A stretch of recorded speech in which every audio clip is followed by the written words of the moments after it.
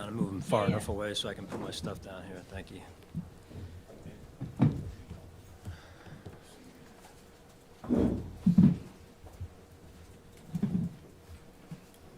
All right.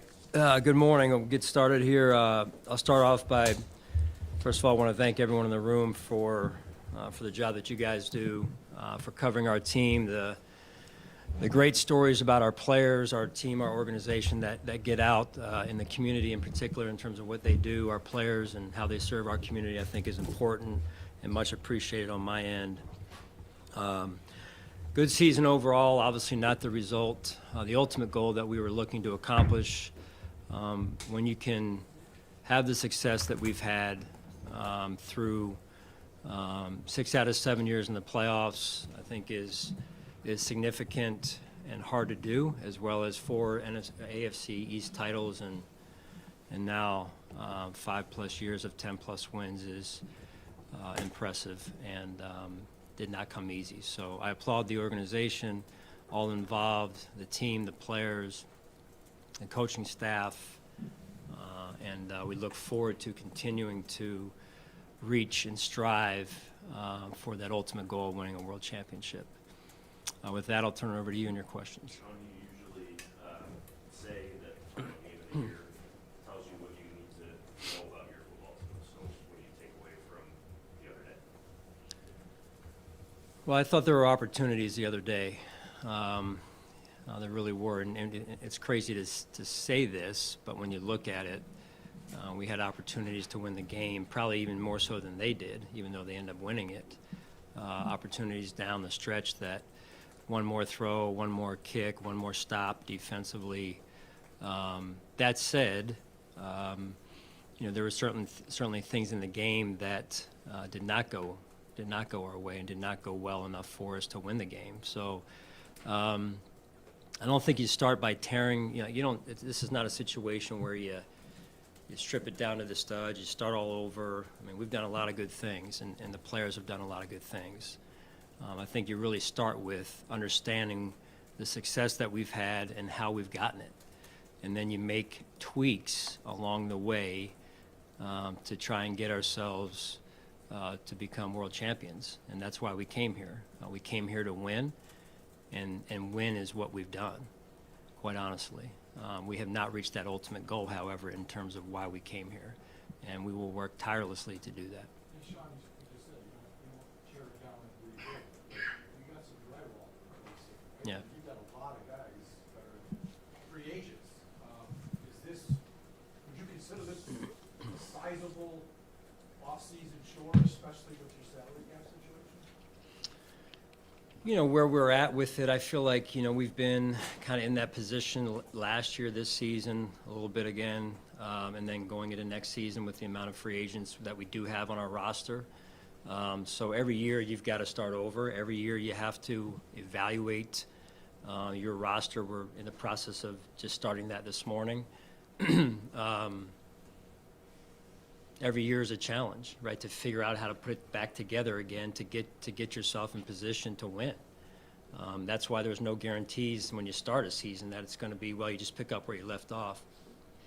It's not how this league works. So I think the biggest thing we can do is start over again from the standpoint of the process starts over again, and we're honest and true and genuine with our evaluations of personnel, and then you move forward and trying to put it together again. And Brandon's done, along with the personnel staff and our coaching staff, a great job of finding ways to build it and put it together each year. I mean, to sustain it for now 5 straight years, 6 straight years, whatever it's been, 6 out of 7. I think one of the hardest things to do in sports. And I think that when you can do that is when you give yourself a chance to win a championship. And that's what we've done, and that's what we're going to continue to try and do. After the Bengals game last year, we talked a lot about this defensive line being, not producing the same talking point that we had here today. What is going wrong in that room? Because in these big moments, because of the lack of production in the biggest moments. Yeah, I understand what you're where you're coming from on that. And when you look at going into the playoffs the last 2 seasons, you know, the defensive line last year was banged up pretty good going into the game. This year, one of our healthier, what I would say is one of our healthier units on defense, one of our healthier positions on defense. So it's never one position. It's a full team deal, right? And so could we have played better? Could we have coached better? Absolutely. And we look hard at that. I think the lessons, though, that you learn through that are what benefits you moving forward. John, do you plan on hiring a defensive play caller / coordinator this offseason? Yes, Sal, we'll get into, you know, those situations, if you will. I know there's some buzz out there already on some things, and it's so early. I just got done last night with the final exit interviews with the players, and still a couple trickling in this morning to do that with. And with the way the rules are now, with the coaching and who can go and who can't, and it's almost like free agency. And so there's a lot of moving pieces, and it happens fast. So, but right now, I'm not going to get into staff moves and adjustments or what have you. Can we at least ask you, I mean, your thoughts on the job that Joe Brady did? And Josh endorsed him yesterday as end of season. Yeah, I thought Josh. Where do things stand with that? Go ahead. With Joe, yeah. So you know, we'll again, just like the other ones, Adam. That'll happen in due time with respect to what we do with that position. You know, evaluating that position as well as others, like is natural this time of year. And then, but to your question specific to Joe, I thought Joe did a really nice job, right, coming in and building great communication, collaboration, a vibe with Josh, and then I think you saw the results of that through the course of, I believe it was 6 games, and so I thought he did a very, very nice job in that regard. How would you assess how special teams was overall this season? You know, I thought we were good at times. I thought we were inconsistent at times, though, overall, John. And the thing I love about Coach Smiley is that, you know, when you coach special teams, sometimes you get kind of the roster pared down, and when you're dealing with injuries, and then what happens with what's left, and you're putting together, hey, what's left, and who do I have to use out there, you know, on a week-to-week basis. Coach Smiley and Coach Harkey did a phenomenal job of taking those roster decisions week to week and making the most of it. And so I thought at times we were really good, and there's other times where we gave up some plays that we really can't afford to give up. Sean, you said about Joe Brady a couple years ago, it was very important to look at Josh's opinion. He saw the endorsement. Right. What about now? Just what does Josh's opinion mean on offensive coordinator? He said he wasn't to have to Brady back. Yeah, it's big. You know, it's big. You got to have the buy-in from your franchise quarterback, or any quarterback for that matter. And certainly at the end of the day, it'll be my decision. And yeah, I respect Josh's opinion, respect his position on it, and it does factor into the overall equation. Sean, you said you got to wait on on bringing staff in, but for you to look back a little bit on what it was like for you to call the plays this year, was it what you thought? Does it feel like it was? I mean, it's different than when you did that before when you weren't the head coach. How did you think it went for you? Well, I'll tell you, you know, I was able to get back into the seat a little bit, and, you know, really, thanks to our defensive staff and our staff overall, they were phenomenal this year.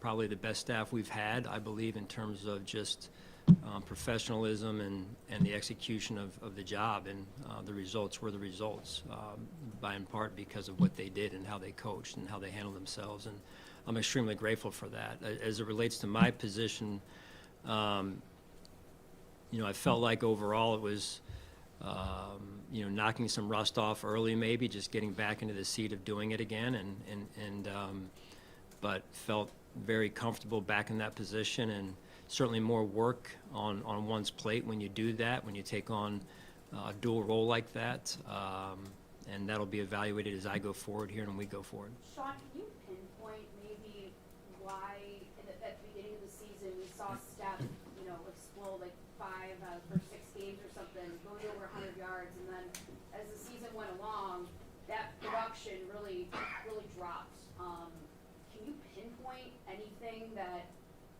why that might have been the case? I can't say in particular why specifically, Heather.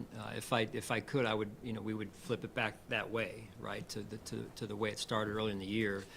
Sometimes defenses evolve. Sometimes, there's more things on tape through the course of a season, and people copy then what's on tape. And so, listen, Steph's a great player. I love Steph, and he was a phenomenal teammate. And so, I like how the offense found some rhythm though under Joe, and Steph got back involved again at times there, especially down the stretch. And I think at least in the last 2 of 3 games, so to speak. Sean, from a big picture perspective, given that you've reached and achieved that sustained success with the five playoff, getting the playoffs last few years, how much do you need to validate that by getting beyond the division round, getting beyond the AFC Championship? How much more important is it to validate what you've achieved here with beyond what you've done so far?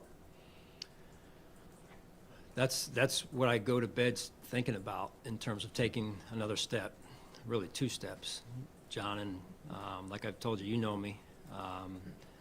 I'm pretty goal-oriented, and the ultimate goal is winning a world championship.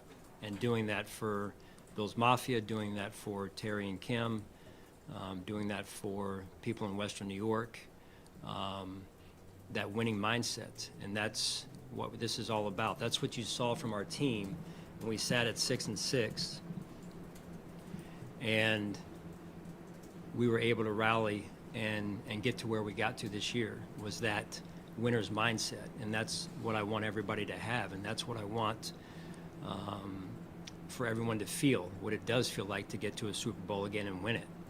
And that's the ultimate goal that I have. That's the ultimate goal of our staff, our organization, Terry and Kim. And I'm extremely proud of what we've accomplished, but not in any way satisfied or going to get complacent with where we're at. Every year you start over, and every year that fire, I can tell you and promise you, that fire burns within me as bright as it did the year before, if not more so. So, we're disappointed, yes, but not broken. How do you reconcile the second half of the season, all the things that went well that you're proud of, rallying against needing to rally to getting the season? Yeah, that's a critical piece of the evaluation, Tim. And when you go back to it, and this is, even though we did what we did, it's like, how did we get there? We should have, in my mind, as a coach and confident in our abilities and our players' abilities, is we should have never gotten there to begin with. And so it's lessons learned from that, which I won't obviously get into the details on that now, but it's, hey, let's make sure we don't get into that spot again. Now, there's things that cause some of that too, that are sometimes, not always directly within your control. Some of it's injury related, and I felt like we were more banged up than what I would have liked a little bit last year and as well this year. That's no excuse. We've got to kind of dive into that a little bit deeper in terms of why, right? Why is that happening?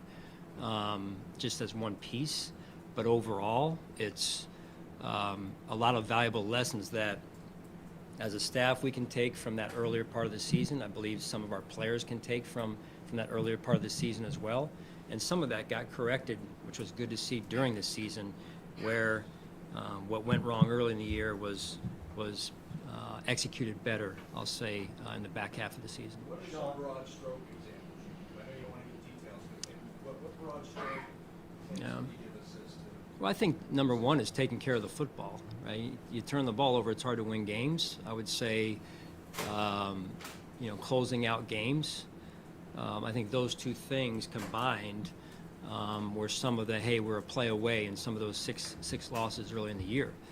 That's just early on and without diving back into it. But over the bye week, that was some of what we came out of it with was, hey, we take care of the football. We're really hard to beat, which is not anything earth-shattering, right? And just overall evolving as an offense, evolving as a defense, special teams no different.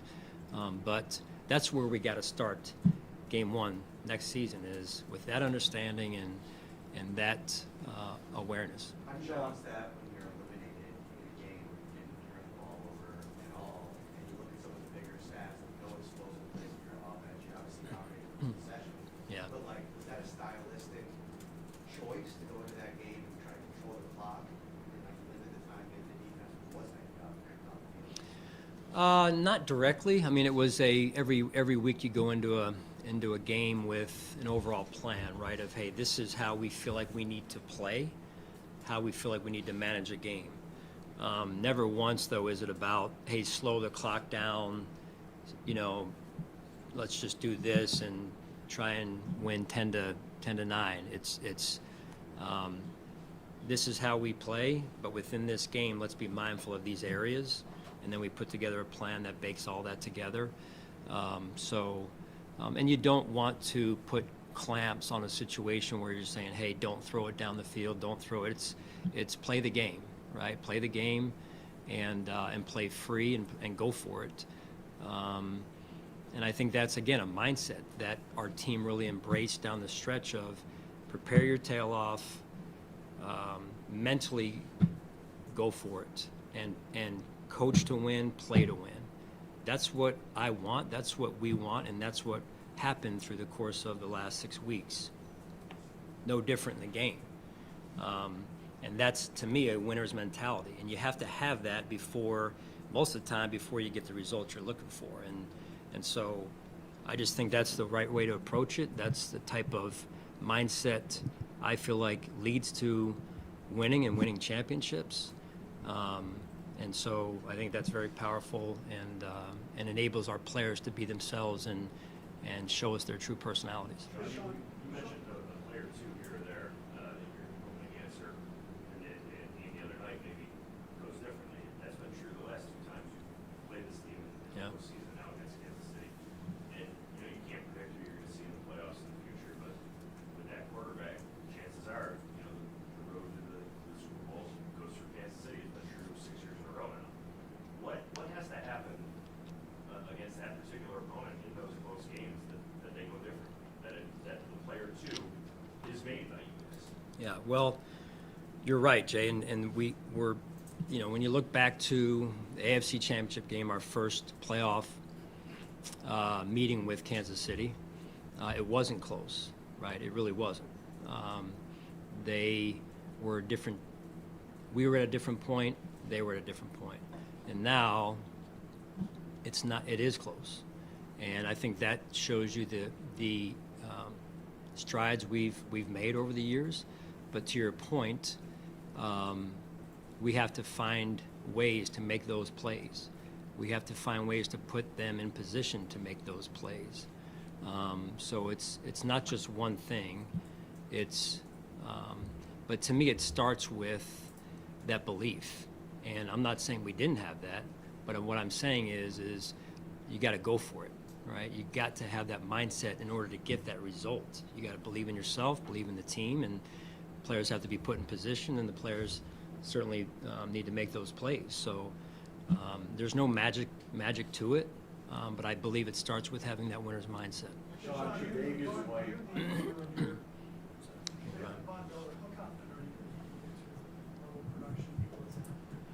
Yeah, I listen to our trainers, I listen to Vaughn, and what I believe that I saw was his best game was the last game of the season, was the Kansas City game a few nights ago, and my hope is that is a good direction for where we pick up at the beginning of next season. What he came back from and the way he worked certainly was impressive. Do I wish he was healthier through the course of the body of the season? Absolutely. But nobody worked harder to get himself back. And my hope is that he is healthy at the beginning of next season and ready to really play his best football, and that this was another stepping stone. Sean, When you look at your offense, Yeah. do you think that you lack explosion to the passing game this year? What I mean by that, you got guys that do well, Shakir, Diggs underneath, intermediate stuff. Are you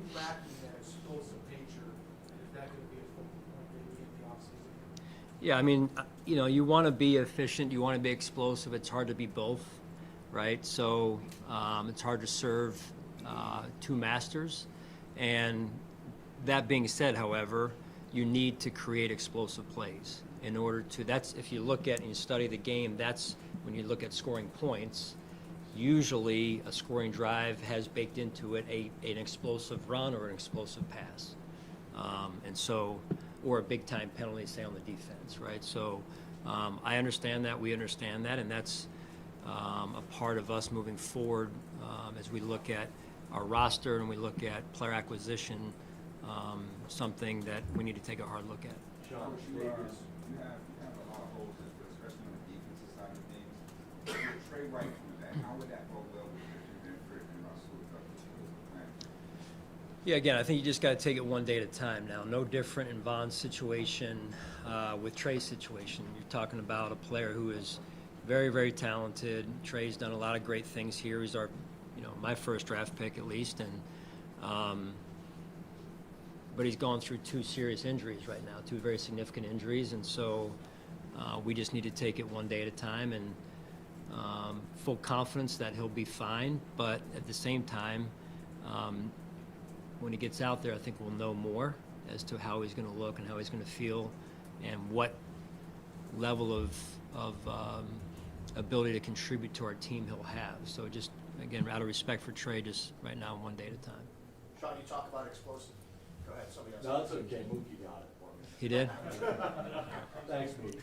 You talk about explosive plays, and also I know, running the ball and all that goes into it. When you evaluate the offensive coordinator job, whether it's Joe or someone else, can you take us into, is it, hey, I'm going to hire somebody who they're going to kind of do things the way I envision this working for us, or taking what they bring and say, hey, this is my offense, how I do it, and you saying that fits with our team? I guess the way I'd like to say this is there's a thought from some fans that Sean McDermott's a defensive coach, conservative, he wants to dial it back, that kind of thing. And I'd like to kind of speak about that, what your role is there. I can promise you that's not the case. Yes, I'm a defensive coach, but I'm going to say this, and we just lost to Andy, but I cut my teeth around Andy Reid, who is a pass first, you throw to win, and that has been my philosophy since day one, pretty much here, especially since Josh has grown into the player and the quarterback that he has, really starting in 19 after Josh's first season. So that has been my philosophy since that year in particular, and I believe in that. Now, I do believe, though, that you've got to be able to control the line of scrimmage and run when you need to run. And I like the way that we've been able to blend that in particular this season. I think Coach Cromer, Coach Brady have done a really nice job along with the offensive line and the pieces that Brandon brought in. I thought this was our best year in that regard. I think it helps a quarterback, quite honestly, being able to do both, being a two-dimensional. You saw that the other night when we were giving up some of those runs. They were allowed to be a two-dimensional offense, and that made it even harder to defend. So I think it is important that we have that ability to run the football, in particular in Western New York, when there's going to be not many where Josh can't throw situations weather-wise. We have that advantage, obviously, but overall, you just never know what you're going to come across from a defensive look standpoint or a weather standpoint, and you've got to be able to do it. Sean, how would you? Not being banged up this season, Josh talked about how much his shoulder impacted him this year. Do you feel like that at times, getting to that 66 point that impacted the offense where your shoulder was? Well, it wasn't ideal. Unfortunately, you never want your quarterback or any player for that matter to get banged up. It happens, and there was probably, I don't know the numbers on it, but it seemed like a significant amount of backup quarterbacks, number 2, number 3 quarterbacks playing in the league this year, which is to me a warning sign for us of, hey, you better make sure in training camp, and we do, right, that you've got that other quarterback ready to go.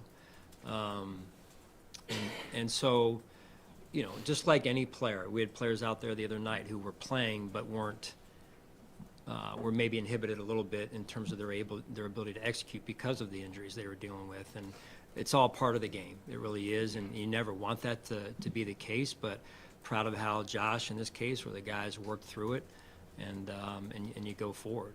And so the goal is to get to the playoffs as healthy as possible. And I think, again, that's one of the areas we need to look at, because we have experienced going into that 2 years in a row, a little banged up, maybe more than we would have liked, ideally. And so you look at it, you look at everything like you do the roster and so on and so forth. Sean, to that point, Sean, you talked earlier in the year about wanting to limit Josh's contact, his maybe amount of running, and obviously that's taken different twists and turns during the season. Can you assess kind of how that attempt went this season, and then maybe what you learned about trying to move the approach in that direction? Yeah, very, very proud of Josh, very proud of Joe, and very proud of Josh from the standpoint of really learning how, and this is where it really, the ownership that he has taken with that. You saw the urgency down the stretch. You saw him going for it. You saw him willing this team to win. Miami game in particular, this past game in particular. That's what he's going to do. But I also think he is maturing enough to the point of, hey, I understand how to play the position, and I understand how to play the position as it relates to my ability to move and be mobile, but I also understand I've got to be healthy enough, as we just discussed, down the stretch, so I can do that and lower my shoulder when I need it. The Miami third down and whatever it was conversion, great example of that. Like, if you're not healthy enough to do that then, maybe we don't convert that, maybe we don't win. So it's all a piece of it, and I think, again, his understanding of that, we're getting closer and closer to that. He gets it, and so I'm proud of him for that. Sean Bobby Beckers, you're saying. Good coach. Bobby and I have been together a number of years, going back to our time together in Carolina. And, you know, his dad was with us for a number of years here, and good family. Bobby's a good coach. He's developed players, and I think, you know, when you evaluate a coach, are you taking what you have and making it better? And I think it doesn't need to get any more complex than that, and Bobby's done that. Sean, how would you evaluate James Cook's first season as your team's top ball carrier? How would I evaluate James's first season? James Cook in his first Yeah. season as your team's top ball Yeah, carrier. I think he's done a really good job. He really has. You talk about development of players, right? That is coaches' responsibilities and players' responsibilities as well. And I think James, where you look at where he was in year one to where he was in year two, difference, right? And to come in and say, here's a young man that maybe wasn't the primary back at Georgia, but became the primary back this season in his second year in the NFL for the Buffalo Bills. I thought that was very impressive. And are there still more hurdles to jump over? Yes. And still more growth? Yes. And I think he is primed and prepared to do that this offseason. What's been the message from Terry after this game, this season? Yeah, very, very supportive. We have great lines of communication with Terry, and he's disappointed like we are, but he's just very supportive, and he understands how hard it is to try and get to that ultimate goal, and so I couldn't ask for a better owner. Have you felt any shift in, for lack of a better term, approval rating with him? Not to my knowledge, no, and that's a question for him, but. Difficult as it was to make a coaching change mid-season. And I think that might be the first time you've done so. Yeah. What did you get out of that? What did you learn about yourself and this team about dealing at a point of where the season was in crisis? What did I learn about myself or the team, or? What did you learn from making that decision at that time, and how you responded at a moment of crisis? Yeah, I mean, it wasn't honestly a decision I wanted to make in terms of there's someone's livelihood at stake and their family, and people I care deeply about, like I do my entire staff. But my job is to do what is best for the team, and that's what I felt I needed to do that was best for the team, and that's what I did. So that's what I did. So I think that's what I am tasked to do as the head coach of this team, and that's what the job calls for. So if I don't do that, then I'm not serving the team the organization or the community the right way, and that's something I take very, very personally. Coach, talk about the success of James Cook and then converting those third and shorts. It's because your O-line, that's something we ain't got to worry about going this next year. Just get to talk about how well your O-line plays this season. Yeah, again, very impressed. And going back to Josh's running question, I think, Thad, you had that. Coach Cromer's been very understanding of that as well, like when he shaped the run game each week and how much we want to expose Josh through a designed run standpoint. With the offensive line and our running game, this was probably our best season. And it starts with having good players up front that are healthy throughout the entirety of the season. So, give credit to our medical staff for that, to those players, their chemistry. They did a great job. And then the ability to teach during the week of, hey, this run, hey, we're not just going to run it over here, but the run is designed to go exactly to this specific point. And then everyone being on that alignment, everyone being on the same page, the backs, the tight ends, the receivers, and that understanding is what you saw from an execution on Sundays. And that goes back to, again, the types of players you have, the types of coaches you have, their ability to communicate, and that was fun to watch. Sean, you, before the season, you gave Tyler Glass, you were given a contract extension. He missed 3 kicks in the postseason, one of those blocked, but I'm imagining you can't be too happy, because you've got to have a kicker in this league as a rival. You figured out what was going on, but he didn't have a great season, he missed a few in the regular season. Yeah, no, I know where you're coming from on that, Sal, and I would just tell you that I am confident in Tyler, and I'll start there, and I'll end there. But in between those two is, to me, of yes, there were some kicks we need to make, no doubt about it. He knows that, and there's no one that works harder at it than he does, and takes more pride in the work that he puts in and his job to perform at the highest levels that he can for the team and his teammates. He's deeply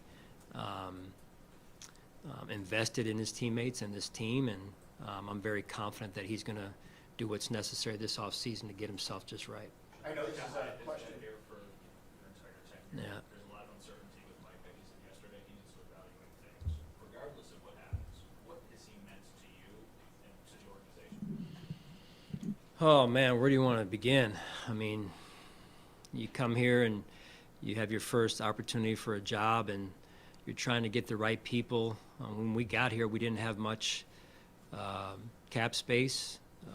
Credit Jim Overdorf at the time for his creativity with that, and you try and find the right people to start your program with. Tre'Davious White, Micah Hyde, Jordan Poyer, just to name a few, and there's many even beyond that are no longer here, even that have just helped shape this thing, help get it off the ground, and so many people I'm indebted to for that. But Micah and Jordan, and it's like when you say one, you got to say the other, right? It's watching them run out of the tunnel, driving to the game the other day. I thought to myself, I knew the defense was going to get announced; it was their turn, and I'm thinking to myself, this is another opportunity, knowing that we weren't going to have another home game because Baltimore had won.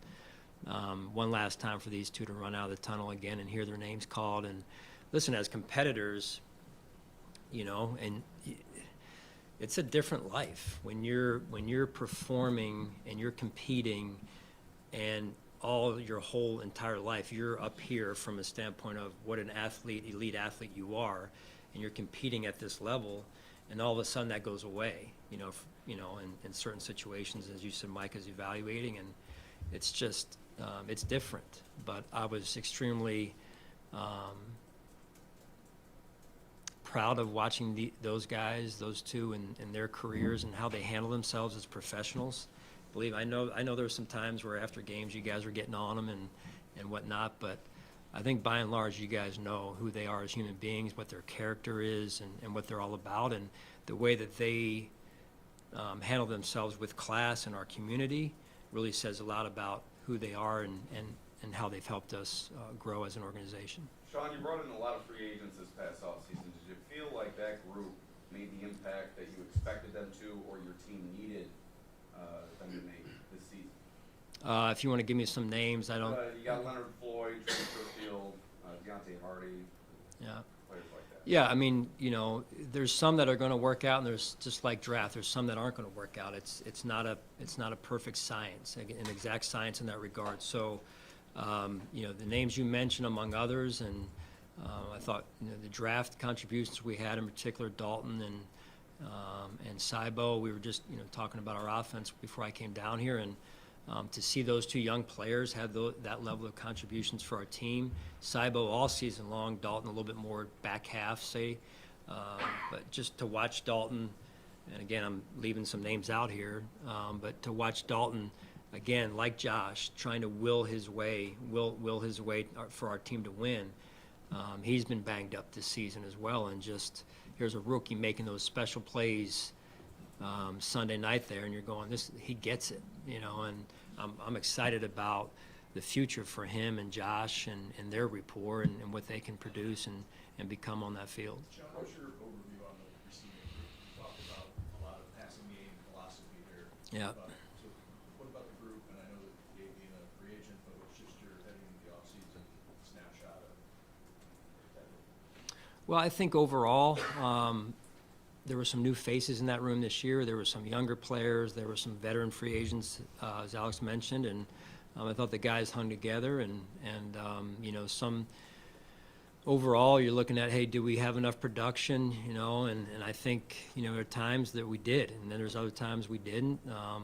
But overall, it's not just catching the ball. It's blocking the running game. It's playing special teams, and I thought overall they did some really good things. Gabriel and Sean, Yeah. the first couple of years have been rocky, maybe.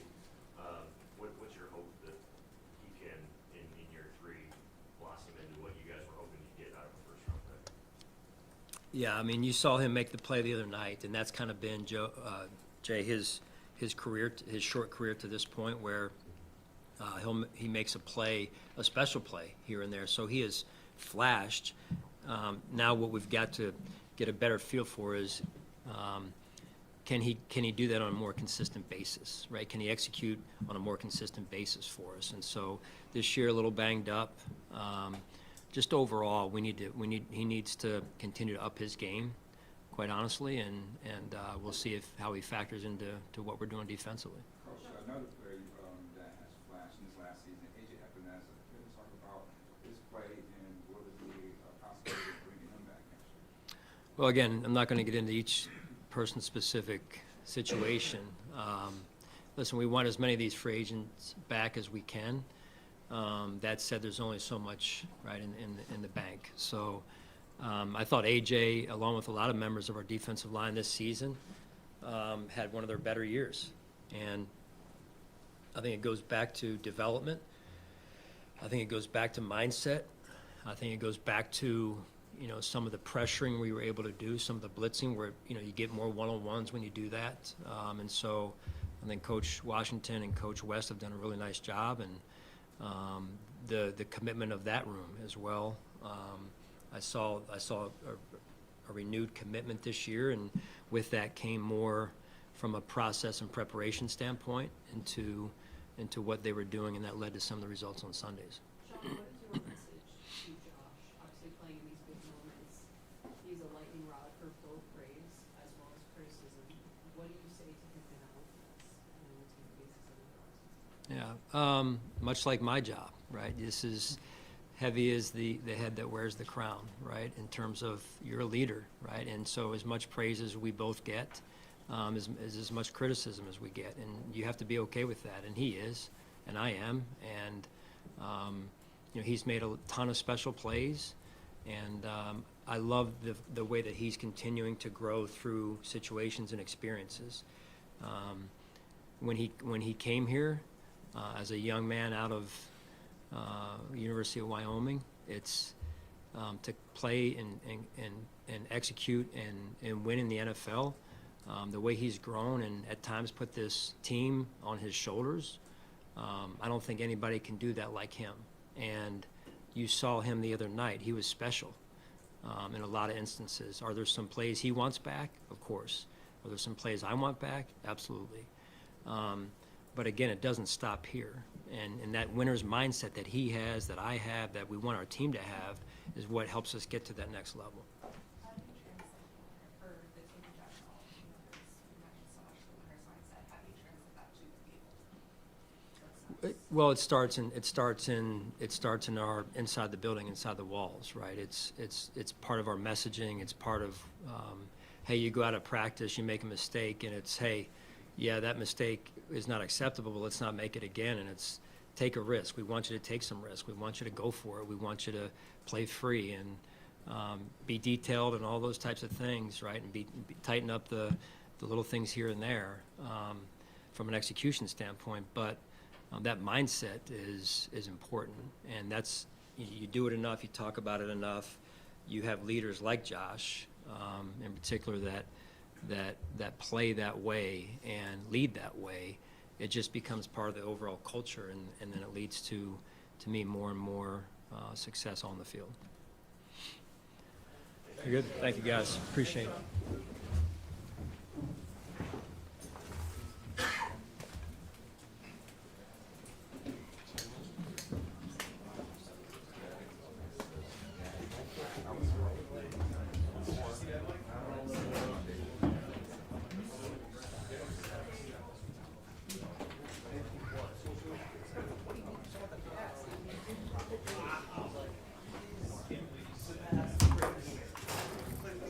What's this?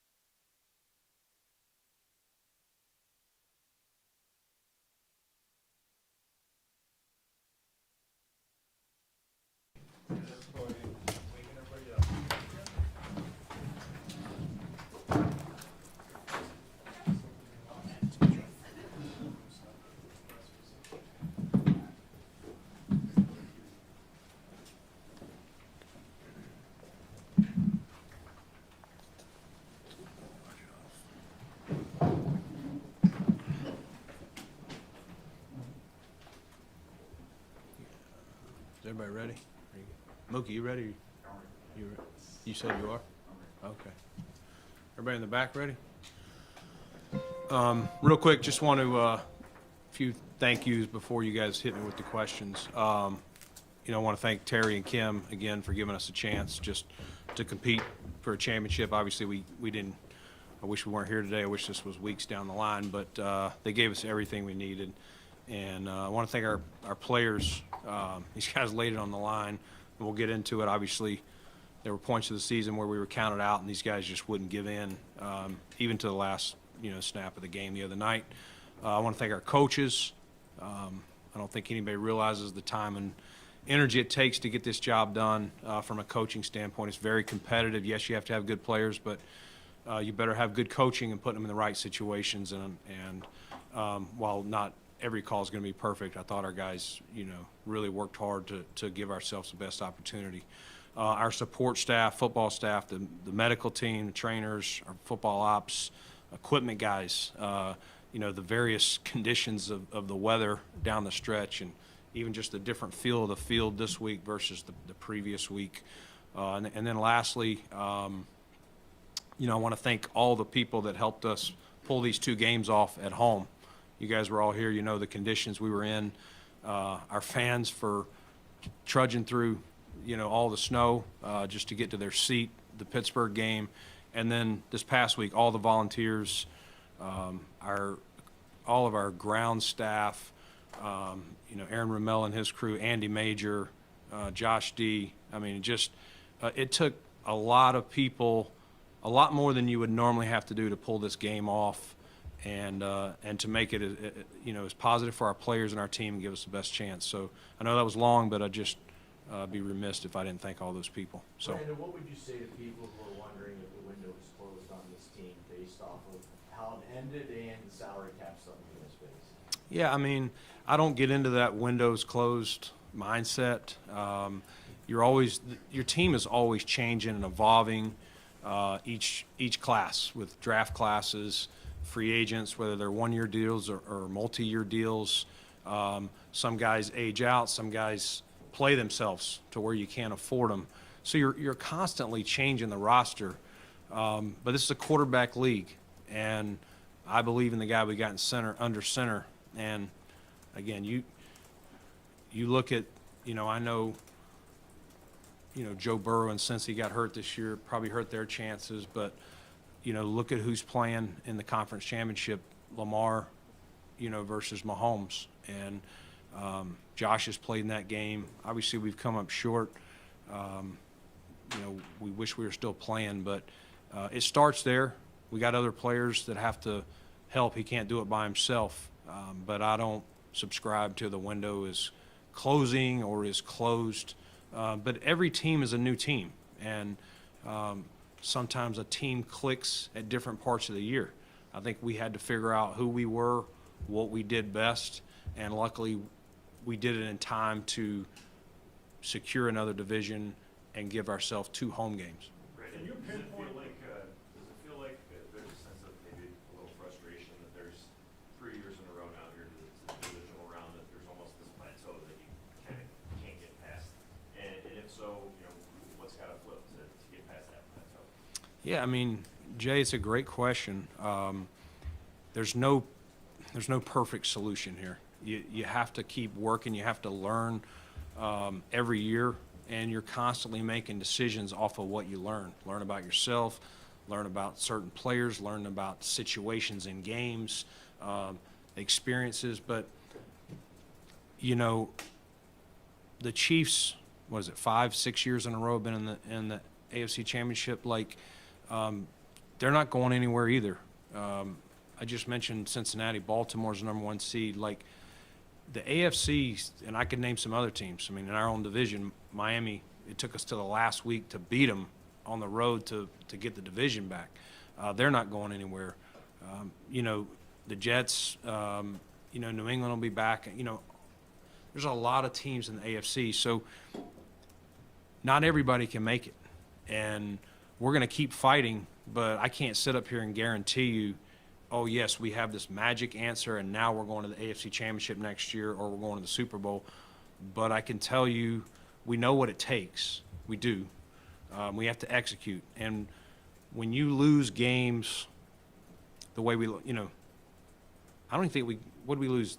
Was our worst loss this year by like 6 or 7 points? 6. So when you lose, unless you're getting blown out, when you lose a game, a one-score game, you really can narrow it down to 3, 4, 5 plays in a game. They made, you didn't. And you have to make those. I'll take our team for as many things as went wrong. We didn't play our best game defensively the other night. It wasn't our best outing. And you can go through all the reasons why or why not.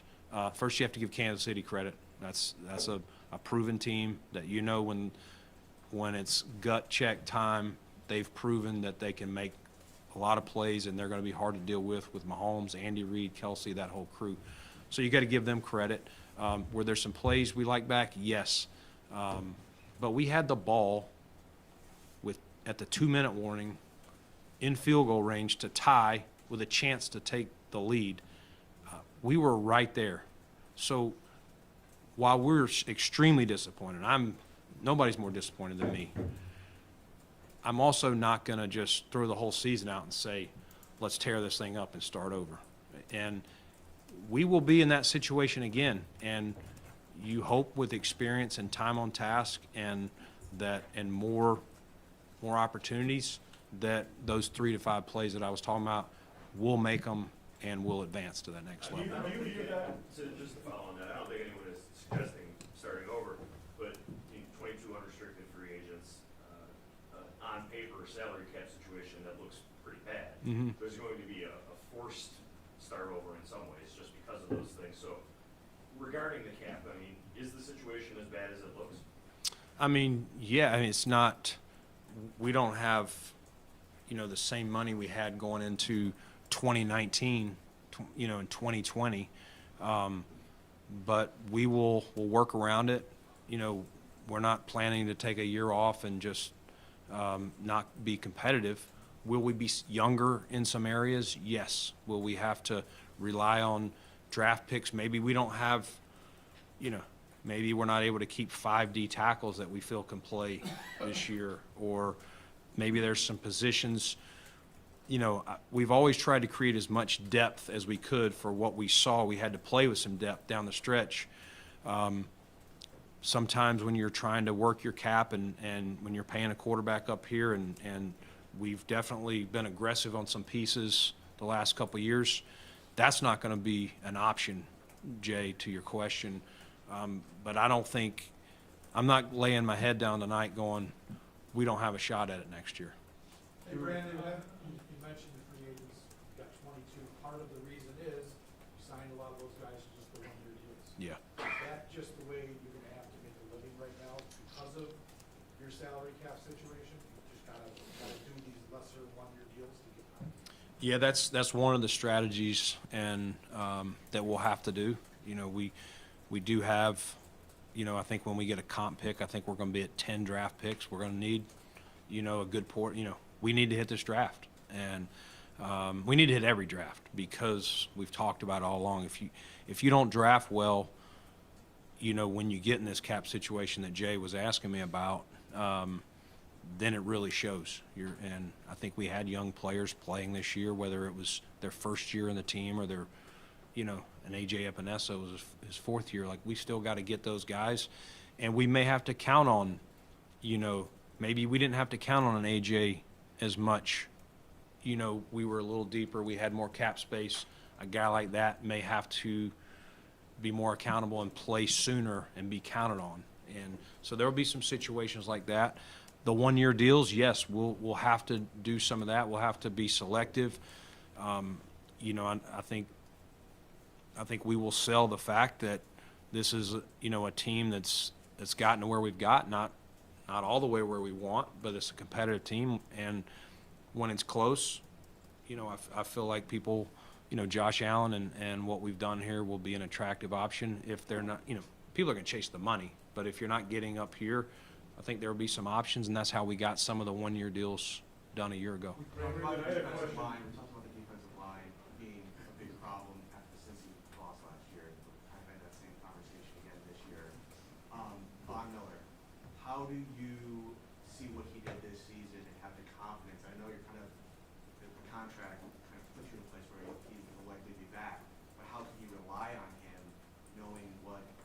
was able to produce. Yeah, I mean, unfortunately, an ACL, it's kind of 2 years in a row we've had a key guy get hurt on Thanksgiving. You're getting him back the next year, and wasn't the Von Miller that he wanted to be, for a good portion of this year. I think it was trending up as the year went on. Thought he, actually made some good plays in the run game the other night, more than pass rush opportunities presented itself. But you saw that explosiveness coming back, and that should only improve according to our medical team. Until you get out here and do it, we can all predict. But yeah, I mean it's unfortunate that the guy that was playing a year ago before he got hurt on Thanksgiving. I think he was top 10 in sacks and had made some big plays for us to help secure a game in Kansas City, some other sacks, the Rams game. That's what you would have loved to have had this year, but and nobody wanted that more than Vaughn. And he tried. He just wasn't all firing at all times for him, but I do think it was trending up. What's your take on where Stephon Diggs is at right now in terms of the tapering of his production? We've seen some drops, that type of thing. Where his game stands this season? He's a number one receiver.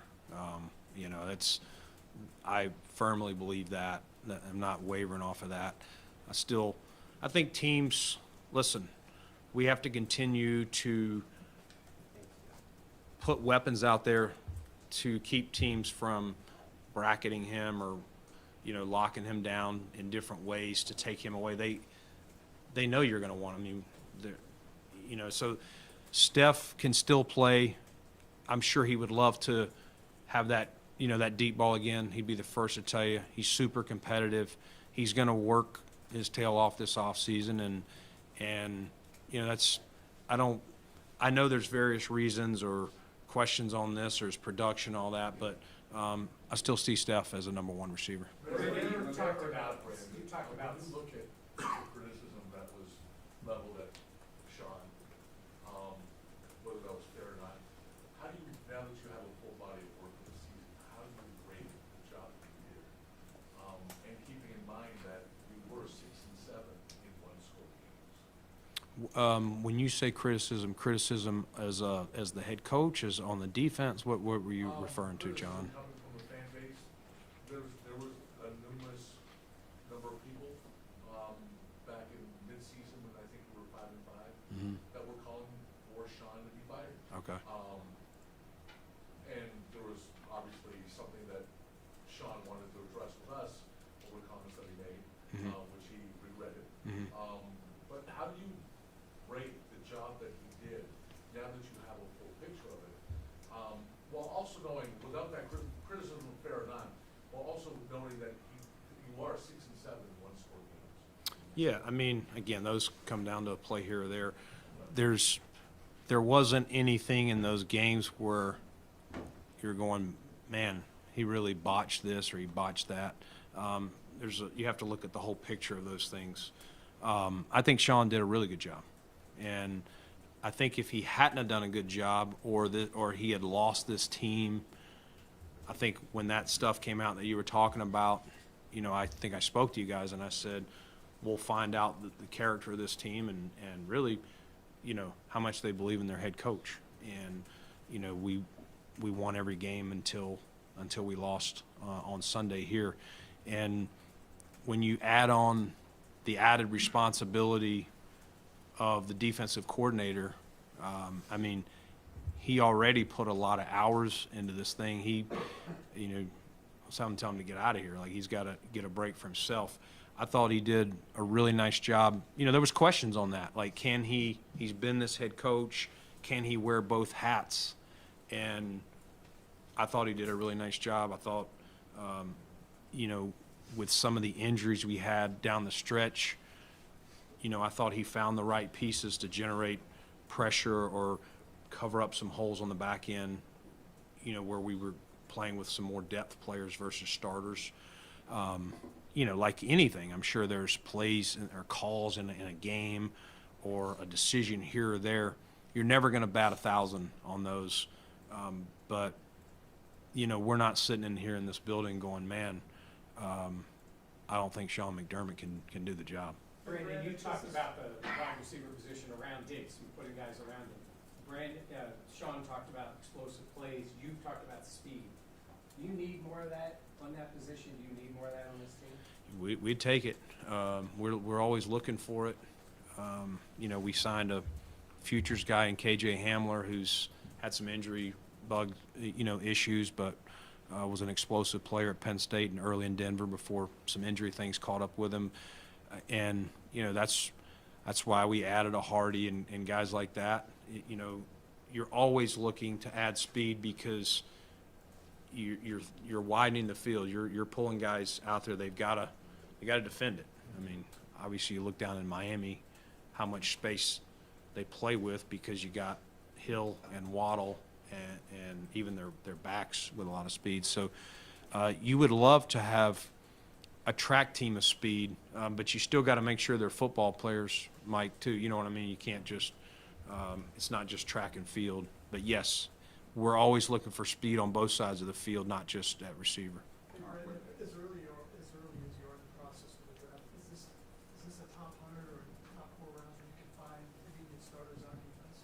I think we will. I mean, it is early, so I don't want to totally say yes, we got this. I think, I've done a decent amount, but a lot to do, including heading to the Senior Bowl next week, and then we'll sit in here for 2 weeks with our scouts before the combine. And ask me at the combine, I can probably tell you a lot more than I could today. This is a wide receiver draft, and Kansas City was daring you guys to throw one-on-one with Sherfield on that other side. Could connect there. Now, would that be a point of emphasis of getting Stephon Diggs somehow as a number 1 receiver, a bona fide 2 that can take that pressure off of Diggs? Yeah, I mean, we're always looking for various players, we're always looking for mismatches, and I said that when we drafted Dalton, when we brought Cook here, trying to find various mismatches. So, yes, any guy that causes the defense that you can put them in a look and get them in where you can dictate to them, and if that's, another receiver to offset Steph or whoever else, yes, we wouldn't hesitate to do that, Mookie. How do you feel the offense operating with both Dalton and Dawson on the field together, and where do you envision that going now with a full year under their belt together? Yeah, I mean, I think those guys did a great job. I give a lot of credit to Dawson. It's probably not easy when you've had the play time here, and all the plays he's made for us to draft a guy in the first round. We're all human. Your first thing is probably what does this mean for me? And I commend Dawson. He is such a selfless player. We were talking about earlier. He made a comment to I think it was Rob Boris, like, if you need me to block, I want to help. I can do more, but if you need me to block every play and it's going to get us a Super Bowl, that's what I'm willing to do. And so I want to give him a lot of credit for that. And you saw him. I think part of Dalton is a great. He's already a pro to be a rookie, but you just saw Dawson pouring into him, and I think it helped both of them. So I think they will continue to help each other. I don't think they have the same skill set. I think, Dawson is a unique player in that he's got some straight line speed, yet he's also a gritty, tough blocker. He adds an element of physicality. Dalton tries to play physical. He's not as developed physically and lacks the play strength that Dawson plays with. But I would see both those guys helping us going forward, and again, giving Joe, various options depending on who you're playing. There's going to be some games where 12 personnel is better than 11 or maybe even 13 and maybe 21. So it'll be still a week-to-week thing, how much we're in 12 versus 11, but we're going to need them both. Jordan, I wanted to ask you if you just mentioned kind of Joe and a future sense there. What was it's obviously Sean is working through all that right now, but do you feel confident that he's an answer for this? Yeah, I thought Joe did a really good job. We obviously have to go through that internally here, and we're working on, all those internal things here between Sean and myself and Terry. So we'll work through that, but, you know, it's not easy mid-season because, like anything, if Brian Gain comes over and takes over as GM, he may like some of the things I do, but he may want to do a twist on a few things. Mid-season, that's kind of hard to do. It'd almost be like mid-draft. Terry fires me. Hopefully he doesn't do it mid-draft, but mid-draft and then Gain taking over, like, well, the board's been set. You're kind of just dealing with it. And so to do that midstream, I think Joe did a really good job and deserves serious consideration, for this job. How much does an endorsement from Josh, which came yesterday in his end-of-season news conference, factor into? Oh, we don't care at all what Josh thinks. Make sure he knows that, too. Brandon, I asked you last season going in, how do you help the quarterback evolve to be the ascending that elite quarterbacks needs when the coordinator is inexperienced? We saw that we got the answer with that, with Russell not being around this year. How do you take that experience into saying, looking at Joe Brady's evaluation, will he be that guy that, with that inexperience to get Josh over the hump? Josh been playing for 6-7 years now. More seasoned coordinator or someone that can help guide him in certain moments? Do you think that would be a situation where has that been a problem? No, I don't think so. I don't think whether it's a 20-year ex-coordinator, and Joe has coordinated before, in fairness to Joe, whether it was at LSU or then at the Panthers. So it wasn't his first time, calling plays or anything like that. It was his first time with Josh calling the plays. And like anything, that should continue to get better. But I really appreciated the communication that I saw between the two of those guys, the collaboration. That's important because, Josh is the gunslinger back there, but he's that coordinator on the field. Joe can't get out there with him like he can in Pop Warner and stand on the field and coach these guys up. He's got to do that just like, your Mike linebacker does, on defense. So I don't see anything that stood out to me from Joe's standpoint that he's not hitting Josh with this or that. Like, that's going to be an issue. Hey, Brandon, you've only got a couple defensive linemen that are signed for next year. You've got a bunch of guys that are ready to leave. Yeah. How challenging is that? I mean, that's gotta be the most challenging position you're gonna have to look at in the offseason, right? Yeah, it's we definitely have some challenges. We do, and it's important that every dollar we spend, that we spend it wisely, and that it's not on a guy that he didn't pan out. Because, as I said, I don't know that we're going to be able to have some spare. You know what? Let's take $2.5 million, take a shot on this guy, and if we put $2.5 million in, he better help us win. And that's on me, and that's my job to Sean and the coaches and to Terry and Kim. Where's the priority on Daquan while we're on the defensive line? Because when healthy, he was so instrumental in what he did on that defensive line early in the season. Mhm. And how do you kind of project, if you can, or anything you can say about what his market's going to be like as he's going to go into free agency? Yeah, I don't know what his market is going to be like, but we missed Daquan, when he got hurt in London, and I told him as much yesterday. Like, just Daquan is a good player. Let's first and foremost, you guys all know that, a long-time starter in this league. Beyond that, he's a leader, and he's well respected. He makes others around him better, and so. You would want a Daquan Jones around, and, we would love to get him back. It's got to be fair for him and fair for us. He's reached free agency. I'll say that about anybody else you bring up. He's earned the right to test his market and see what it looks like. And, but yeah, we'd be a fool not to entertain bringing him back. Brandon, you talk about spending money wisely. Do you feel like you were able to do that this past offseason, bringing in a number of free agents? Do you feel like you got a good enough return on that crop of new players this year?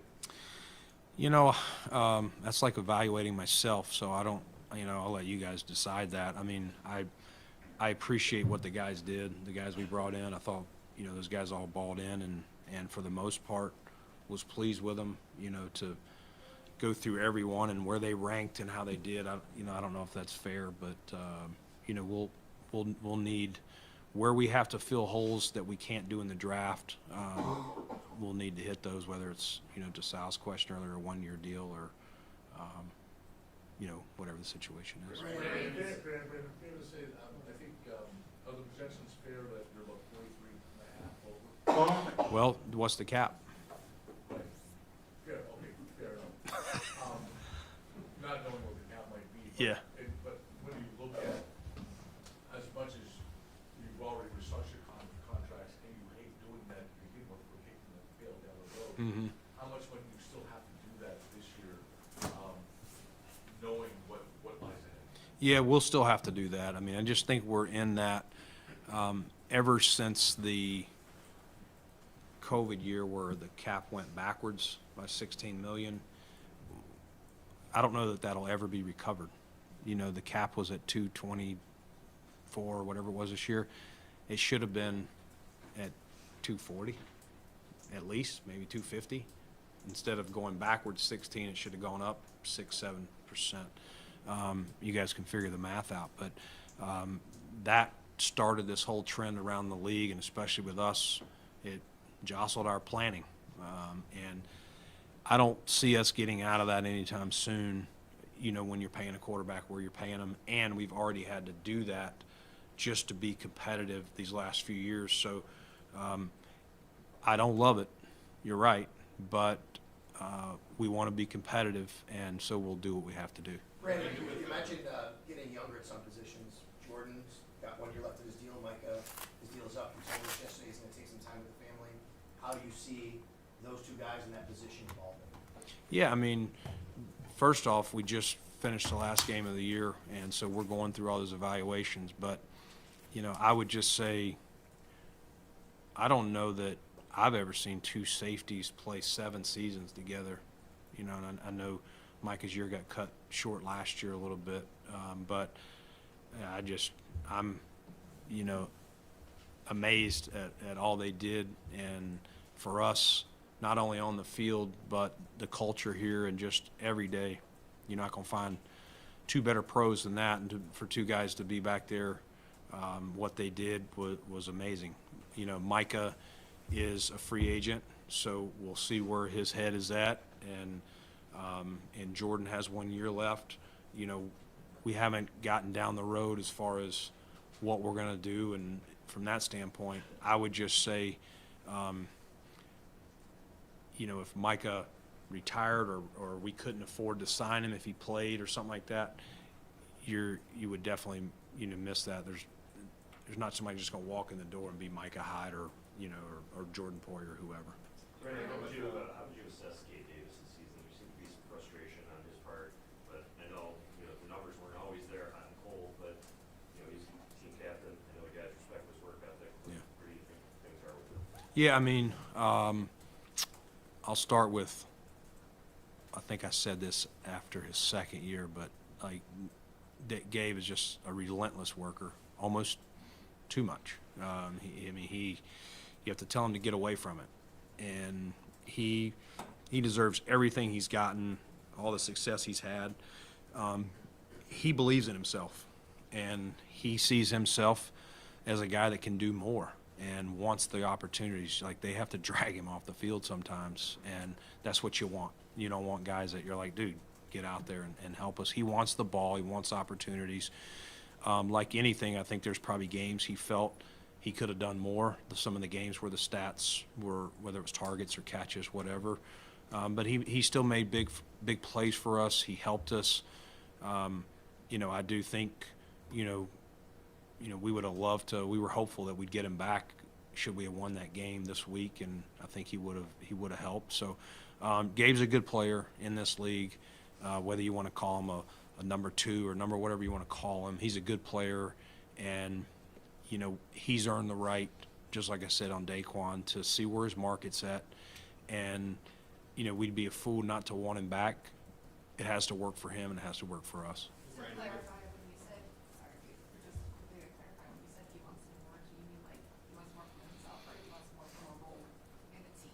No, I think he wants to help. I mean, no different than my comment on Dawson Knox. Like, Gabe is a selfless guy, first off, similar to Dawson. But when you lose a game, you know, we went through a stretch where we lost these games by 4, 5, 6, 3, whatever. You're always going, man, I could have, like, if they'd thrown me that ball when I was open, or if they'd have done this, that's your natural thing. Like, I don't want to lose. I can do more. I can help this team. And so those games where maybe he had less targets or less catches, whatever happened, I think there were times where, gosh, if you could have just got me the ball here, I could have made this play or given me the opportunity. That's what I was. Does that make sense? Yeah. Same with Tredavious White, as complex a situation as injuries, having Russell and Christian Pepper going over their contract for next year. Is that a situation where you need to weigh your options, or do you really fully join the roster? Yeah, it's a good question. We love Trey. Guy worked relentlessly hard on his rehab to come back from the ACL. And then, you know, we have this big win versus Miami at the end of the game, pops the Achilles. He's attacked this the same way. And so I think for us, our focus here is just getting him healthy more than anything else to get him back on the field. And we haven't gone down that road of what does our starting corners look like next year, what can we afford, anything like that. I do feel like we have some depth there, which helps. But again, a healthy Trey White is a heck of a talent. So, you would always want that if you can make it happen. How do you feel about Kyer's Elam? Where do he fit going into next year? I know he dealt with injuries, but he definitely flashed. Coach McDermott mentioned that. What do you think the plan going forward with Kyer Elam? Kyer's just got to, guys develop at different paces. I do think the foot deal bothered him more than he let anyone know, at the end of training camp. And yes, he was playing with it, but I don't think he looked like himself there, and I think he was kind of he wanted to win that job, and he wasn't really, opening up how bad it was bothering him. And, I think the best thing we did was, let our medical team work on him and get him healthy. And I think you saw flashes of what he can do. And I think there was even more plays that he'd be the first take. I made that play, but I'd like to make another play. He was probably a little bit rusty. You can't mimic games for as long as he was out. But he's a pro. He loves it. He works hard. He's in the building all the time. A little bit like Gabe in the sense, probably sometimes we have to tell him to get away, like go do something else. But he'll come back, compete. He has a good skill set, and we're not going to tell him you're starting or anything like that. But anything can be earned, and I know he'll put the work in this offseason. Brandon, can change be a good thing for you guys? You for so long, certainly, but as an organization, had a lot of continuity.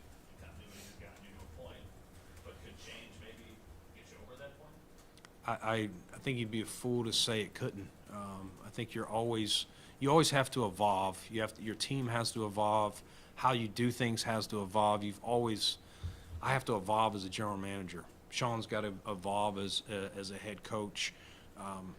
Our organization has to evolve and find better ways to do things. And how do we take the next steps? What are the little things? Because the winning in this league, I said earlier, that game, it might have even been 3 plays, max 5 plays changes the outcome, and we're not sitting in here right now. And so you're always looking for those fine little advantages, and that's our job this offseason, is to be truthful, be real. Where are we good but not great? Okay, if we're bad in some area, that's a no-brainer. But don't accept just being good. How do we make it great? And that's not always with the players you bring in. It's support staff. It could be a coaching change if that happens in a position, whatever. Guys leave. We got guys interviewing for coordinator positions on a couple of spots. So if you lose someone, it doesn't mean it's always the sky is falling. Sometimes change is going to happen, and you have to evolve with it. And I think sometimes change can be good. Brandon, going back to Trey, and even I them as far as their roads to recovery? Where are they in that point? Yeah, I didn't get an update here as of the last, couple weeks, just with our focus on the playoffs, Heather. So I would say both are improving, but I don't, neither one was going to be eligible to play, even if we had made it to the Super Bowl. So there's still time, but, I feel like Matt's probably closer to being through rehab than Trey the last time, but I don't know specific timelines or dates. We'll just, they'll keep working here and until they're fully healthy and ready to roll. Brandon, in regards to the offensive coordinator search, one, can you clarify, do you need to interview outside candidates in terms of maybe rooney rule requirements or anything like that? And then just how extensive do you envision this search being, knowing what an important hire it is for the organization? Yeah, I mean, every coach is an important hire, but no doubt the guy who's or gal who's leading your offense, and especially with Sean being a defensive head coach, it is a very important hire, and definitely have already started even before this conversations, as I said, internally about that. We've got to make sure it's right. You don't want to have to make a midseason change like we did this time. So you're always learning, you're always listening, and we'll do our due diligence here. It does, to answer the first part of your question, yes, when you for the coordinator and a quarterback coach, if we hired for those, like if for the coordinator, yes, if Joe got the job and we took him out of the quarterback job, or if he took a coordinator job somewhere else, there's rules on that as well. Brandon, you mentioned that Sunday wasn't your best game defensively. The last 4 years, the elimination games have been 4 of the worst games defensively that you guys have played. What's your level of confidence that Sean can find an answer against these top quarterbacks that you run into? Yeah, no, I've seen Sean go against them all the way back to our time in Carolina. He's gone against them. He was, like I said, we went 15-1 one year with him going against some very good quarterbacks. He's done it here. Again, I'll say what I said earlier. You do put emphasis on it at the end of the year, but you don't want to overemphasize and say, well, it's just that. You got to look at the total body of work. And for some of the, depth concerns we had this year, just that some guys we had to call on, as soon as having to call on A.J. Klein, back from, living down in Charlotte, to a week later, he plays a half and then has to start, and there were other positions. I think you got to take all that into consideration each year. I know last year, the Cincinnati game, we weren't at full strength on our D-line. They didn't play as well that game. This year they were, but it was some other spots. I've seen Sean coach defense for 11, 12 years now, and he knows what he's doing. And to me, there'd be no reason to make a change. You know, I covered some of this. How do you assess this team this year? Where do you feel that it needs to get better? How can I assess this team? This team, as I told him yesterday in our exit, was resilient. And the middle of the season, we hit a lull for various reasons. We weren't playing complementary football. But once we figured that out, this team became dangerous. And there was nobody that we felt we can't beat. Like, we're going to have 4 turnovers to win this game or anything like that. But when you get into the playoffs, you have to be playing your best.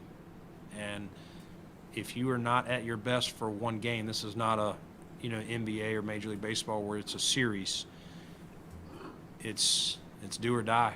And the AFC is loaded. It's not going anywhere. And it will be a hard road again next year to get to where we got.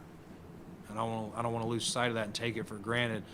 Starting over. We'll see them back in the divisional round of the playoffs. It took everything we had to get into the playoffs to the last week and win the division, and it's going to be even harder next year. Again, you play the first place teams. You've won whatever 3-4 divisions in a row. Like, people know who the Buffalo Bills are, and we're going to get their best. Just like, I think that's part of why the Chiefs were 11-6 this year. They've had all this success more than we've had. And so they get people's best, and you got to be ready for it. Brandon, was your most surprising player of the year, the way he ascended and control that job, like the way he did? Yeah, give a lot of credit to Terrell. I'd have to really sit here and think, but he was a guy that, going back to the draft, you just felt maybe isn't going to be a tester. To Mike's point earlier about speed and all that, I'm not saying he's slow. I'm just saying sometimes you have testers that are good in track, but they're not good football players. This guy is a football player first, and his instincts help him overcome, if he's not as big or as fast as some other people. And the thing that don't truly know until they're in that position that I want to give him a lot of credit for, it's hard for a first-year guy, he's a second-year player, but first-year starter, to go in there into that huddle. I said earlier, he's the quarterback of the defense. It's hard to go in there and look at Von Miller or Micah Hyde or Jordan Poyer and say, this is what we're doing, this is how you lead that group. And you saw him transform into that role, and guys fed off of him. They wanted it. They encouraged him to do that. And so that's he's going to come in a totally different place this offseason, and everyone knows he's the quarterback of that defense. And so that's just going to help our whole defense going into next year, whatever changes we have to make, having that position settled, because you're right, it was unsettled with the departure of Tremaine. And, this kid, he wanted to play. So, the doctors told us after the Pittsburgh game, you can count him out for the Chiefs game. And this kid kept saying every day, I'm playing. You saw him running in the pools. And we go work him out the day before the game, and some of the things looked good, some of it he still struggled. And he got done and knew he couldn't do it. And just the tears in his eyes, I almost had tears in my eyes. And that's what gets you excited.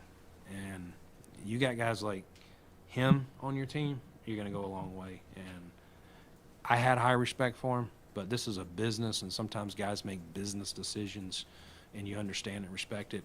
This guy was going to go out there and play on one leg and one foot if he had to, and we had to protect him from himself. As far as surprises go, how about Khalil here this season? Kind of a training camp maybe on the roster bubble from a lot of people's perspective, and then at the end of the season, really taking the bull by the horns as their number 2 receiver. Yeah, I don't know where the roster bubble part came from. That didn't come internally. It was never on that internally. Khalil's a guy that late last season, I think the coaches and Josh started feeling, man, you throw this guy the ball, he's dependable, he's going to be where he's supposed to be. That's just what he is. He's one of those guys, he's sneaky fast. He ran the low 4.4s. When you watch it on film, you don't realize he's covering the ground he is. At one point this season, he had the fastest time on our offense. I think it may have been that run he had against the Jets, but he can move. He's one of those guys, he's covering more territory than you realize, and he's only going to get better. And some of the plays he made the other night, there were some guys that were trying to will this team, and I'm not going to go through them all, to victory, even though we were depleting some other areas. And he was one of those guys that he was laying it all on the line and just made some excellent plays to help keep a drive going, or that whatever it was, 3rd and 13, makes the touchdown catch there. So I know you had a question 100 times. You mentioned how you had to bring in a guy like AJ Klein to add depth and that sort of thing. Do you feel like there's anything you need to change or improve on to make sure the depth is there for keeping the roster late, since you're not having to call on someone like that going on vacation to play the role that he had to play? He saying I did a bad job, I'm Elena? asking if you feel like there's anything you need to, Yeah. to be learning. Well, you try and I always know that you're going to have injuries. Okay, like I said, we took 5 D tackles into the year. There's some positions that we wanted more depth at, and linebacker was probably one of those we started because we wanted so much D-line depth. We also knew Vaughn was coming back, that we probably went lighter, let's just say. And, sometimes that happens where you're lighter, you get injured quicker. And I don't know if that was coincidence or what. We just, it was what it was. I mean, once you lose a Matt Milano for the season, everyone's, their asks start ramping up. And so the probability suggests that. And, TB, first time as a starter, did a great job all year. He gets banged up. Dotson played a bunch of games.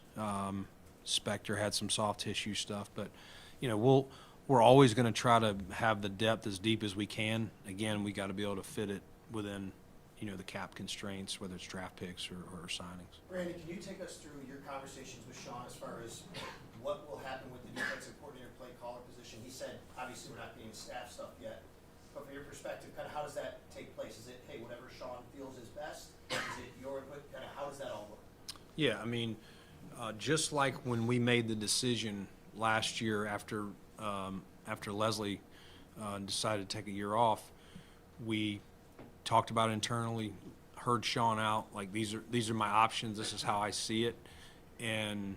But he felt strongly, and when he kind of presented that to Terry and I, we both were in lockstep. If we weren't, we're gonna listen to him, and ultimately Sean, I think Terry and myself would both, if he feels strongly about something, we'll give him input, yay or nay. But I think we would ultimately, if he feels he needs to put someone else to call the plays, we would do that. If he is like, man, yes, I can do this, I want to do it again, then we would go that, because there was nothing that left me saying he couldn't wear both hats. Can you confirm on Leslie, is he no longer under contract?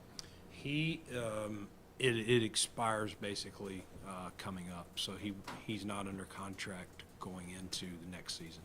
Brandon, Sean referenced this, and I remember this news conference after the AFC Championship loss to the Chiefs, and coming out of that game, there was an obvious, there was kind of a gap in terms of where they were and where you were as a team. And I know that pass rush became a priority, and some moves spoke to that followed. And listening to some of your comments, I'm just interested in your take. Is this roster and program evolved to a point? Do you see an area or element that's missing? What's it going to take to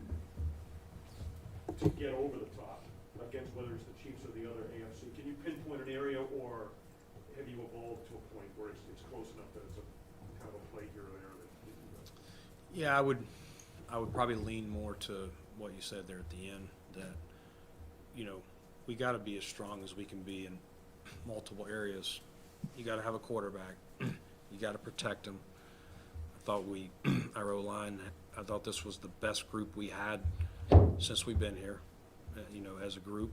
And I thought Coach Chrome and Austin Gunn did a heck of a job getting those guys working together, because that group, how they gel and work together, is so important, probably of any group.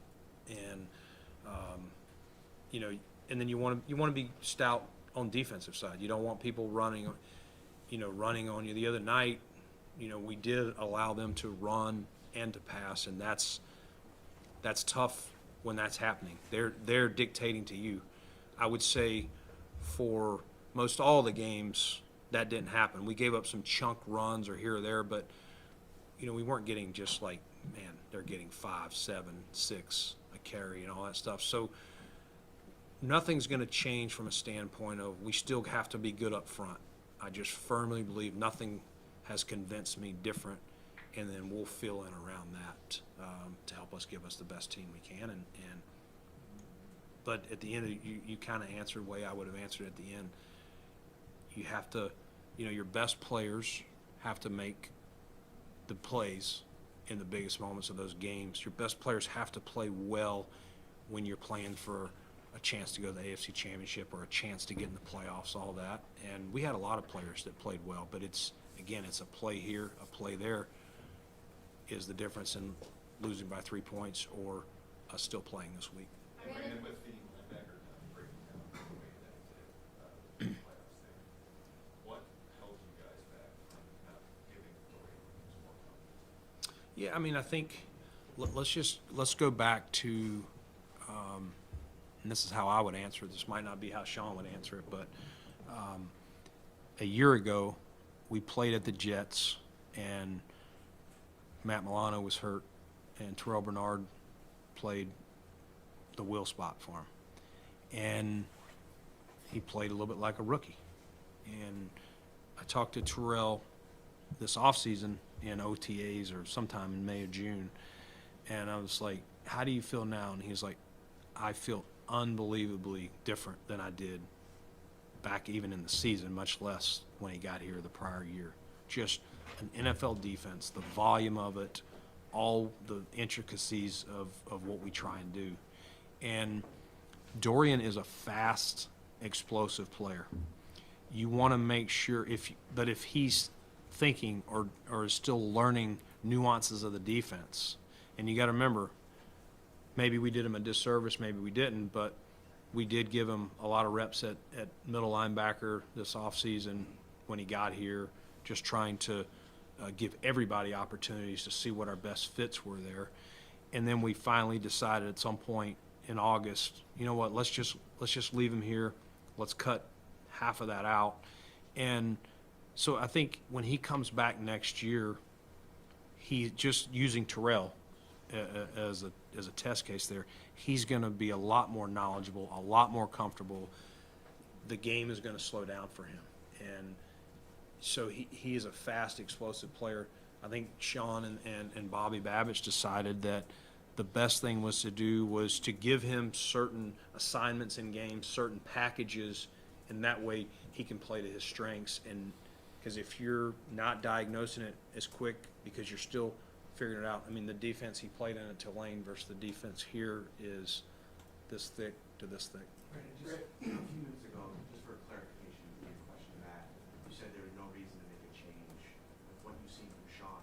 Does that make a change as in a new coach, or does that make a change to the structure of him calling the plays? No, the structure of him calling the plays or how we are set up on defense. Right. Yeah. And just as a broader note, like just because you came in after Sean, you know, 6 playoffs in 7 years, and there's been successful accomplishments. If there were to be a time where a change is needed, what would that look like just because of the structure? Well, we both report to Terry separately, and so that would ultimately be Terry and his call, whether he thought I was doing a good job or not a good enough job, and that goes for Sean. And how do you evaluate the head coach in your role? Well, if Terry asked me any questions, you know, we would talk about it, or we talk about everything. And there are times that, you know, all three of us are sitting down and evaluating what's going well with a player's skill set, how this side of the ball is doing, how a particular coach is doing, any of those things. So we're constantly having conversations, but ultimately the setup here is that I report to Terry and Sean reports to Terry. The three of us work together and collaborate, on the major decisions that have to be made. How do you evaluate Josh's season? Josh, oh man, I think Josh really. I'm going to start at the end here, Maddie, for you, but I thought down the stretch played some really, really strong football for us, and was a big reason that we went on the run we did to win the division and have a couple home playoff games. I think earlier in the year, probably some turnovers that he would be the first to tell you he would want to, lessen some of those. But,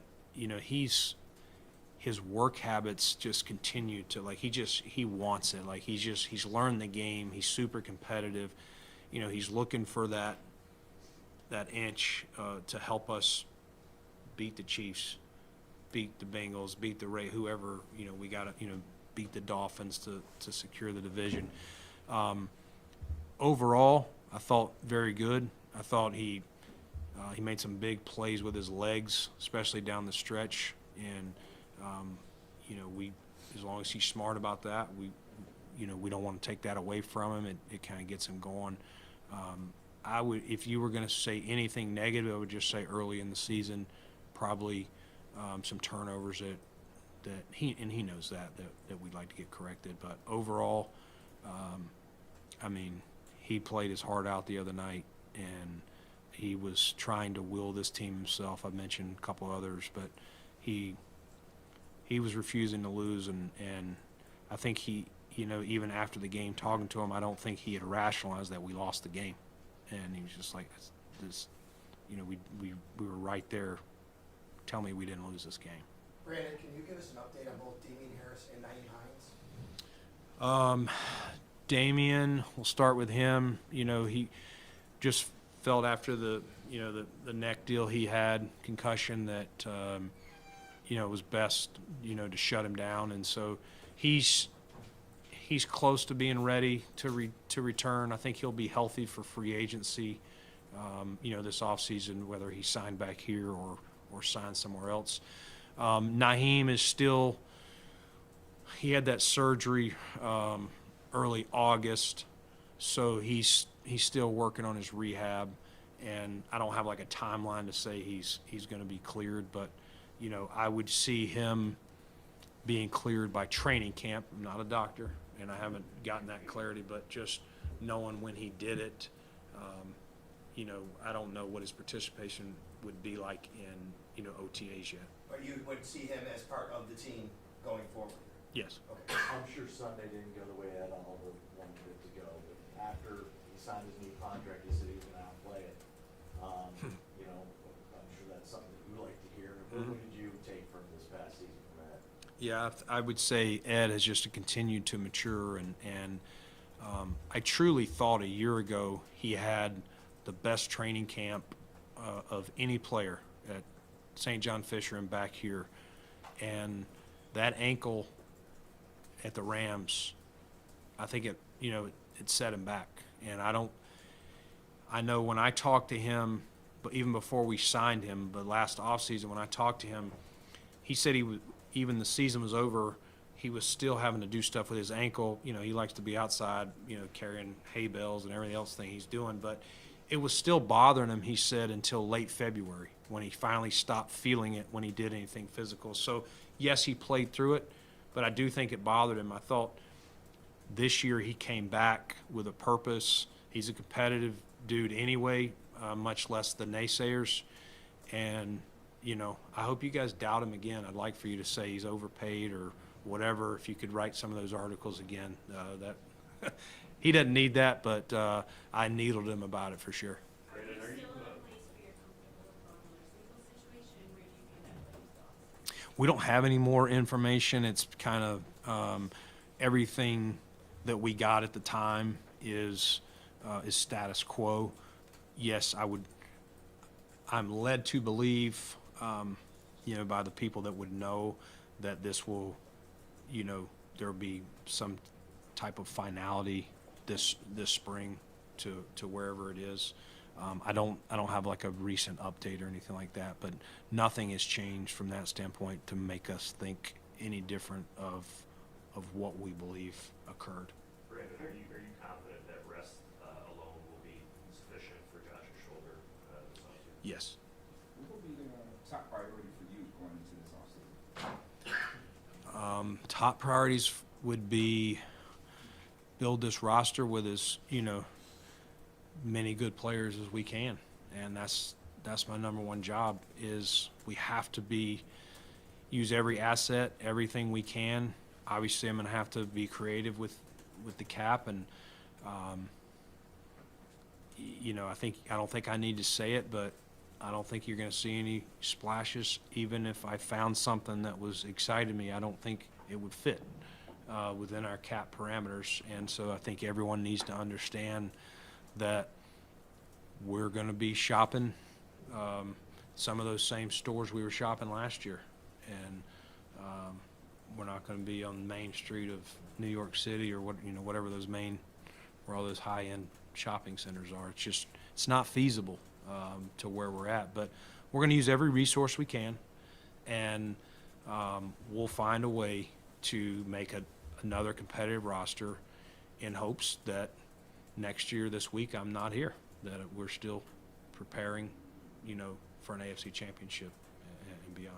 Brandon, as we talked to Tyler, I know that Sean said he's got full confidence in him, but just from like a human standpoint, Yeah. I'm sure aside from the activated social media, it's going to be a bigger updates for him. Where's your status on that, and just have you had conversations?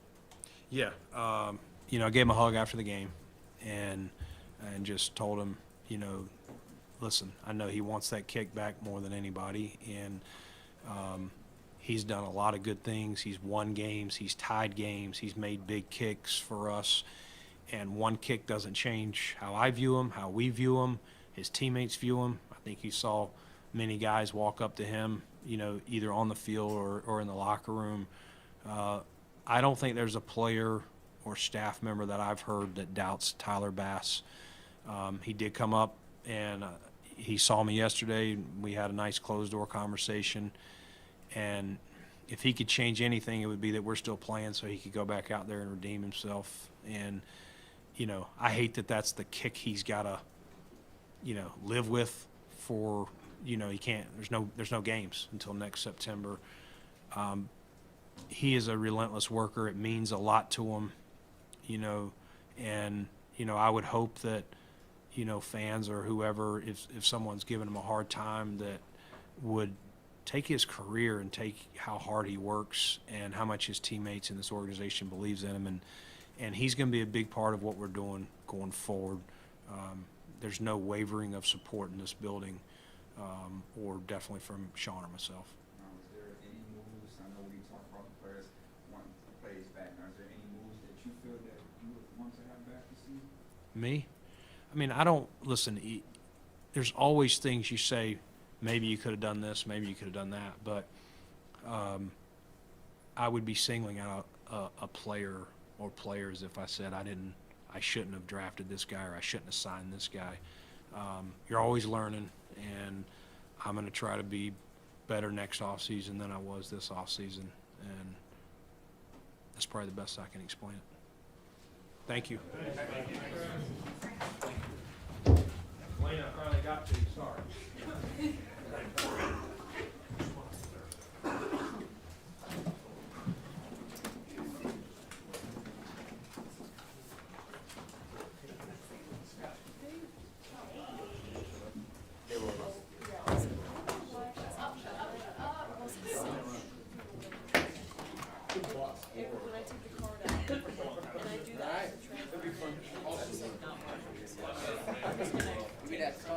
Yeah, they roll on everything back there.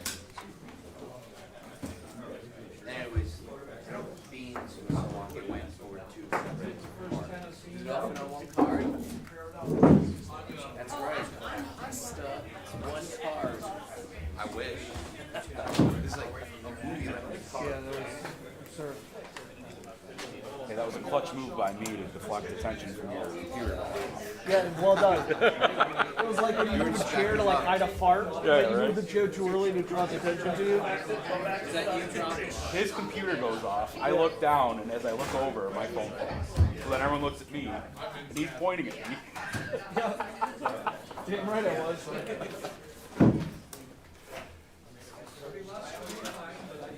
the first time in a long time, just try to come out of the room. Stay up for the game tonight? Been here once in September. Just leave it here till March in the draft presser. Roll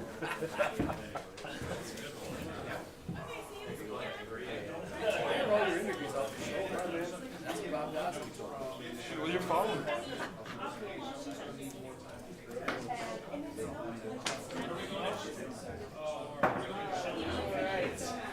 Well, What a display. what? What a display.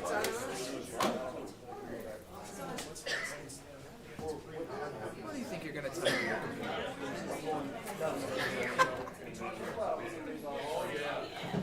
Or are you gonna use a What's your top priority for the store? Right, and then sit at home on my couch. Daniel's face. Yeah. And then, I was like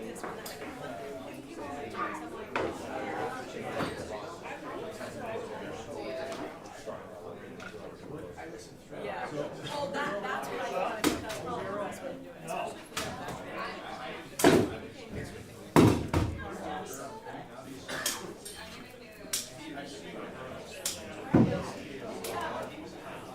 especially for I'll be out of here, Andy. Got it, buddy.